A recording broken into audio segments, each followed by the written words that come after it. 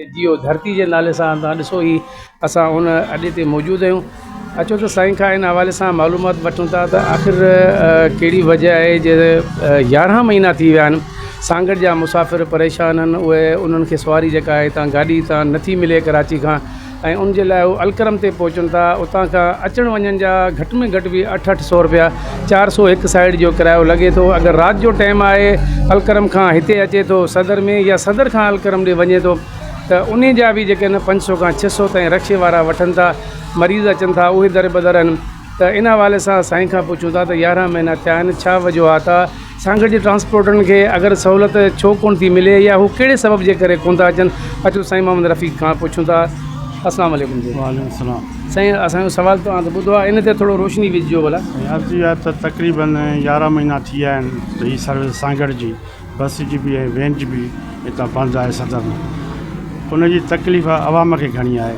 जेके वीचारा सांगड़ खां अचनि था, टंडवादम खां अचनि था, या अंदरियां इलाइक़नि खां अचनि था, वीचारा परेशाननि के बीमारनि के गुर्दनि जा मरीज़नि वीचारा अचनि था, उहे तमामु परेशान। उन्हनि खे परेशानी इहा आहे त वीचारा जेकर पहिरियां ईंदा डायरेक्ट अची हिते सदर मिलंदा, उन्हनि खे सहूलियत थी वेंदी। हाणे उहे वीचारा अचनि था रिक्शनि जा किराया भरे, हिते अचनि था वरी रिक्शनि जा किराया भरे, उन्हनि खे अलासिब ते वञणो थो पए।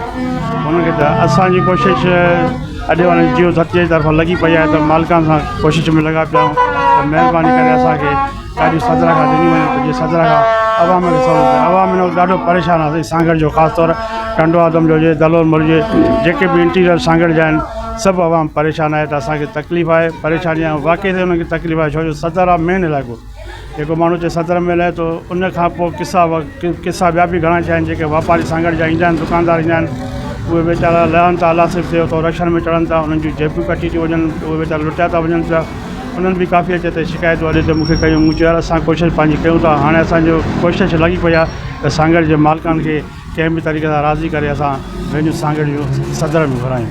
अच्छा साईं, इन हवाले सां मुंहिंजी सांगड़ जा जेके वैन ट्रांसपोर्टर आहिनि, कुझु जेके ड्राइवर हज़रात आहिनि या मालिकान आहिनि, उन्हनि सां मुंहिंजी ॻाल्हि बि अथई।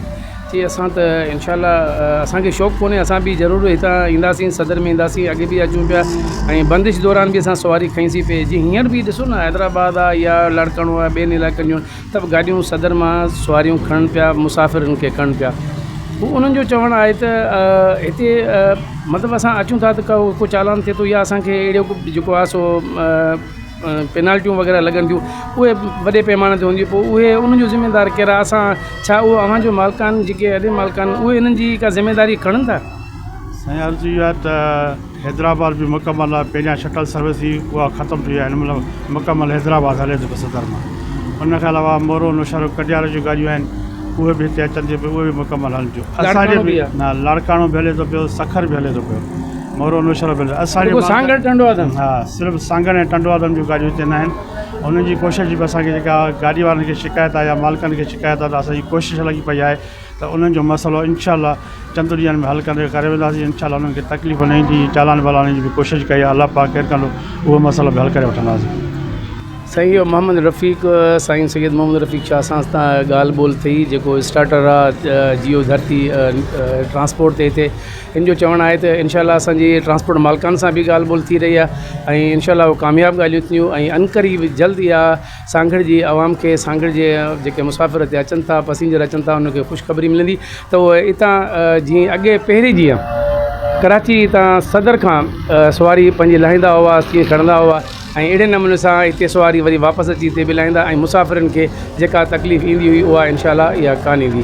ऐं इन हवाले सां तमामु जेके सांगड़ जा ट्रांसपोर्ट मालिकान आहिनि, इन्हनि खे हिकु दफ़ो ॿीहर रिक्वेस्ट कंदुसि, छो त मां बि बेसिकली सांगड़ सां पटेंट रखां थो, सांगड़ सां तालुक़ु रखां थो। ऐं ख़ुदि आई विटनेस सां मूंखे ख़बर आहे त मरीज़ कीअं था अचनि, कीअं था वञनि, छो त SIUT बि हिते, सिविल बि हिते, जनाह बि हिते, कार्डियो बि हिते, NICVD मेन जेका आहे उहा हॉस्पिटल बि हिते। जीअं मरीज़ जेके अचनि कनि था, सफ़र वधि खां वधि जेको परेशानी थिए थी उहा मरीज़नि खे थिए थी।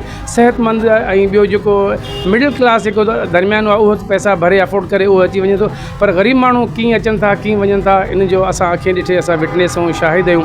त ऐं गाॾी मालिकनि खे इहो चवंदुसि, ख़ुदा दिलि में कुझु रहम पैदा कयो ऐं थोरो घणो जे तव्हां जेके नुक़सानु अची बि वञे थो अलाह तव्हांजो इन ग़रीबनि जे सदके नुक़सानु वरी पूरो बि कंदो पर तव्हांजी सवारी पकी कंफर्म तव्हांखे जेका सदर मां हिते तव्हांखे मिलंदी हितां सवारी तव्हां पंहिंजी गाॾी जीअं नंबर वाइज़ जीअं ईंदी आहे तीअं पंहिंजी सवारी खणी सांगड़ पहुचंदी ऐं माण्हू बि जेके आहिनि से तव्हां ॾिसंदो त उहे बि पंहिंजे जॾहिं मंज़िल ते पहुचंदा तव्हांखे दिली दुआऊं कंदा हीअ सफ़र ऐं तकलीफ़ जेका विच में अचे थी इन जो बि तव्हांखे अजर ज़रूर बि मिलंदो मुंहिंजे हिन अॼु जी वीडियो खे ऐं बिलख़सूस सांगड़ टाडो आदम शहदादपुर जी ऐं उॾेरोलाल जी आवाम जेका आहे उन्हनि खे आउं चवंदुसि हिन वीडियो खे वधि खां वधि वायरल कनि ताकी जीअं अॻिते इन्हनि दोस्तनि वटि पहुची सघे ऐं इन ते जेको आहे सो अमल कंदे उहे जल्द अज़ जल्द गाॾियूं जेके आहिनि इन्हनि सां ॻाल्हि ॿोल करे ऐं सदर खां गाॾियुनि जो आगाज़ कयो वञे जी आर सलमान निज़ामनि खे इजाज़त ॾींदा अलाह हाफ़िज़।